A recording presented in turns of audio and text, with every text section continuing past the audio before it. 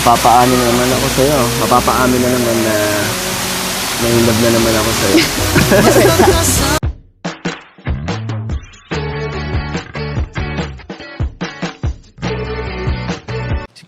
Si Kuya Jens, ano yun, reactor natin yan. Official reactor. Hello mga kalingap! Welcome back sa aking YouTube channel, The Square Gens. So kung bago ka lang sa aking YouTube channel, huwag niyo pong kalimutang mag-subscribe at click the bell button para like ang updated sa ating mga bago-upload na video. At huwag po natin kalimutang suportahan ng Butim Kalingap sa pangunguna ni Kuya Val Santos Matubang, Ate Edna Vlog at syempre Kalingap Rob. At pakisuportahan din po ang aming mga kasamahan sa Butim Kalingap. Nandyan po ang K-Boys, Kalingap Partner, Kalingap Reactor, at lahat ng charity vloggers sa buong Pilipinas sa tumutulong sa mga kabayan natin ng lahat may hirap. Suportahan po natin lahat, guys. So ngayon mga Kalingap, muli po natin panonoorin at ipagpapatuloy po natin yung pinakahuling part po ng nakaraang episode po ng Tambalang Danjoy, kung saan po sila ay nag-outing, nag-picnic, kasama po ang ating buong K-Boys. At syempre po nandyan po ang Tambalang Danjoy. At dito nga mga Kalingap, nagulat po ako mga Kalingap, naging biglang usap-usapan po yung pong pagpansin ng mga bashers at ng mga critics doon po sa naging pananamit po ni Joy Diwata habang sila ay nag-swimming, nagpipiknik, kasama po ang ating mga kasama sa K-Boys. Nandiyan din po yung mga yung nanay po ni Joy, alam ko kasama din po dyan yung kapatid ni Kalingap Dan, si Hana, nandyan din po. At ito nga po mga Kalingap ay naging usap-usapan sa social media yung pong naging suot daw po during picnic. So, tingnan nga po natin, panoorin nga po natin mga Kalingap. Tara, panoorin po natin, huwag natin patagalin pa. In 5, 4, 3, 2, Okay? Enjoy. Enjoy mo naman. Ang sarap ng tubig, no? Oo. So, mamaya ulit. Tapos natin kumain. Ano tinitignan mo? Yung ano, ganun. Ayaw, fall. Teka lang. Para kasi may bago eh. Ha? May bago sa'yo. Pag bago sa paningin ko na naka ano ka. Kaya Ano nga tawag ako dyan? eh. Two-piece ba? Ano tawag? Ganda, bagay sa'yo. Sexy mo nga eh. Marami na namang iiyak dyan, girl. Ay. Marami na namang sasakit ang mga mata. Pero hayaan mo lang sila. Ano naman, dalang-dala mo naman. Ganda mo nga eh. Ikaw din. Kahit Ano? na... Ano? Wait na ako. Tayin mo, ba nag-gym na ako. Pero, bagay ka dito. Pangdiwata. Pangdiwata tong voice, oh. Nature na nature. Dito ka na ba bagay, no? Paano ba yan, Joy? Namang mapapaamin na naman ako sa'yo. Mapapaamin na naman na nahilab na naman ako sa'yo. Binunat mo kasi ako eh. Di mo naman sinabing magtutupis ka lang pala dito. Di sana aware ako.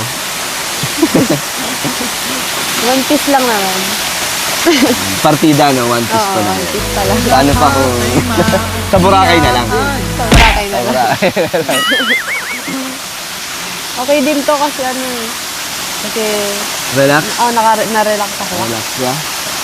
Tsaka ano, ang sarap ng banding natin. Oo. Diyan pa sila mama mo. Congrats pala, Joy, ha? Mag-aano ka na? Ano ba talaga? Second year, third year? Second year. Anniversary? Ay, Hindi, sa Kalingap. Ilang years ka na ba talaga? 2 years o 3 years? 3 years? Hindi ko alam. Kaso, ang sabi kasi ng mga iba, 2 years daw. Siguro, baka 2 years lang kasi hindi natin namamalayan. Di ba yung nangyayari sa Kalingap? Sobrang dami. Parang tagal. Sobrang busy mo na. Ano, Joy, kamusta ka naman sa Kalingap? Sa loob ng mahigit 2 taon, anong journey mo? Anong naging experience mo sa kasama kami? Masaya. Ang daming mga unforgettable experience. Marami akong natutunan. Parang feeling ko nga, mas lalo ako nag-mature nung nasa Kalingap. Talaga? Na. Marami akong na-realize. Ang daming nagpa-realize sa akin na ganito. Tapos, siyempre, kasama ka na. Masaya ka? Oo. Na nagkaroon tayo ng ganito, yung Danjoy. Oo. Ano bang mga na-realize mo? Sabi mo, anong mga naitulong ng Kalingap sa'yo sa pag-build ng character mo? Marami. Simula nung na-vlog ako, mga immature pa ako noon. Tapos, parang na-build yung character ko kasi simula nung maraming mga basher, tapos napagdaanan ko yon, tapos nakaahon ako, tapos ngayon, okay na ulit ako kasi nandiyan ka. So may natutunan ka sa mga Marami dumaan akong ka. natutunan. Pero At mas thankful naging- ako sa mga nagda-down sa akin, sa mga nababas sa akin, lalo na syempre sa mga nagsusuporta sa akin at nagtatanggol sa akin. Kasi sila yung sila yung naging way para Maging strong ka. strong ako. Paano yan na may nagtatanggol naman na sa'yo? Hindi mo na kailangan maging, Hindi ko na kailangan. maging strong. Hindi na. Mag-ano ka na lang, maging marupok ka na lang. Siyempre, thank you din sa'yo kasi malaki yung naitulong mo sa akin. Ano din, masaya ako na bumabalik na yung dati mong yung dating Joy na makulit, jolly. Siyempre, parang nag-build ako ng wall, tapos ikaw yung Ako yung... ikaw yung sumira ng wall ko. Pero maraming masaya, maraming natutuwa na bumabalik yung dati mong, yung una mong Joy, di ba? Yung unang Joy na bago pa yung bashers. Tapos, di ba, nawala kasi nga, grabe yung pinagdaanan. Pero ngayon, masaya ako na nakatulong ako sa Yun na yung, napapakita mo na yung sarili mo. Hindi ka na yung parang tigil kasi, di ba, iniisip mo yung ibang tao. Oo. Kaya, bakit bumalik ka sa Bakit nagiging Kasi nandiyan ka na eh. Kasi, comfortable? comfortable na ako kasi alam ko yung pagtatanggol mo ako. Hindi ka na natatakot kung ano man sabihin ng ibang tao. Oo, kasi tinitake ko na lang yun. Depende na lang yun sa akin kung ititake ko ba yun kung in a good way or in a bad way. Pero matutulungan naman ako para mag-build yung character ko. Pero hayaan mo sila, di ba? Hindi mo naman ginagawa yun para sa kanila eh. Oo. Di ba? Para naman yun sa sarili mo at sa mama mo, kay mama mo. Pero huwag ka mag-alala, Joy, kasi ano man ang mangyaring, ano man harapin natin, nandito ako lagi para pagtanggol ka, ipaglaban ang ating samahan. Diba? Hindi naman magbabago yun. Habang tumatagal, mas lalo kong gustong protektahan ka. Gano'n. Handang yun. Bakit?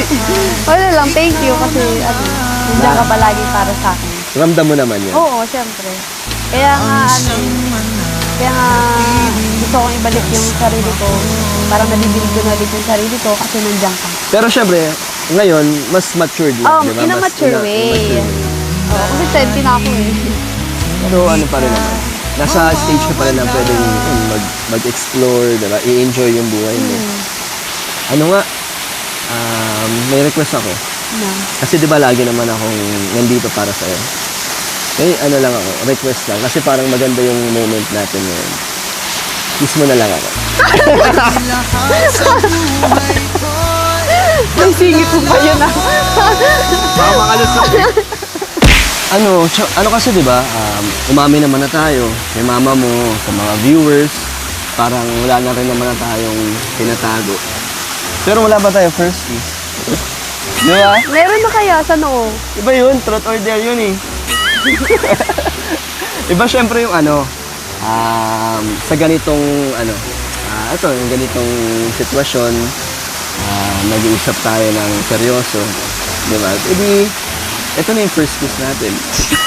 Sige mamaya, pag di ko nakalimutan. Okay, abangan ko yan. Syempre hindi ko hayaan makalimutan, no? Papaalam ko sa'yo oras-oras. So ayun mga kalingap, at napanood nga po natin yung huling mga part po ng last episode ng Tambalang Danjoy. At dun nga po mga kalingap, mas lalo po nating nakita, na-appreciate po yung mga kasuotan, yung pong forma ni Kalingap Dan at ni Joy Diwata. Kung saan mga kalingap, grabe, wala naman pong kapintas-pintas mga kalingap. Kasi kung search po ninyo mga kalingap sa Google, ako sinearch ko nga sa Google mga kalingap nag-search po ako, swimming attire woman. Ito po mga kalingap ang lumabas. So ayan po mga kalingap, nag-search po ako sa Google, swimming attire woman. Tinignan ko dito, halos hindi naman po nalalayo yung mga kasuotan po ni Joy, yung kasuotan po ni Joy. So natural lang naman po mga kalingap, kahit po tingnan pa po natin dito sa ibang mga page po ng swimming attire. Hindi naman po nalalayo yung suot. Ibig sabihin, angko po na pang swimming attire po yung forma ni Joy Diwata mga kalingap. Kaya nga hindi ko maintindihan kung bakit kahit yung mga simpleng detalye o simpleng pananamit po ng ating mga beneficiary, ng ating mga Kalingap Angels, mga love team ay pinupuna. Nung nakaraan, pinuna yung kay Carla. Tapos itong ngayon na naman, pinuna naman yung kay Joy Diwata. Grabe. Susunod yan mga kalingap, di na magpapalit na lang ng damit. Isang damit na lang sa lahat ng vlog, isang damit na lang sa lahat ng okasyon. Wala na, grabe na ang pagka-perfect ng mga bashers talaga. Talagang kulang na lang talaga ay pati yung underwear siguro. Kung pwede sigurong i-bash yung underwear, baka binash pa yung underwear. Ganun kalala po ang mga bashers. Kaya kila Joy, kila Carla, sa iba pang mga beneficiary, wag na lang nilang pansinin yung mga ganyang pangbabash. Kasi siguro wala nang maisip na mga wala nang masabi ibang mga bashers. Kaya kahit ano na lang pinupuna. So, sa mga bashers dyan na pumupuna ng pananamit ni Joy Diwata, mag-swimming po kayo ng balot na balot. Magpantalon po kayo, mag-jacket kayo habang nag-swimming po kayo. So, siguro ganun po ang gusto nilang mga swimming attire. So, yun lamang po mga kalingap. Kay Kalingap Dan, grabe, muntik nang maka-request ng kiss si Kalingap Dan. Pero abangan natin kailan kaya magaganap. Grabe, parang road to road to forever na rin talaga mga kalingap. Mukhang magle-level up na rin ang Tambalang Danjoy. Abangan pala natin bukas mga kalingap, meron pong iba-vlog ang Tambalang Danjoy bukas na sigurado mga kalingap matutuwa po kayong lahat. So yun lamang po at maraming po salamat sa inyong panonood. Please don't forget to like, comment, share, and subscribe sa ating mga video. Maraming po salamat. God bless. Bye-bye.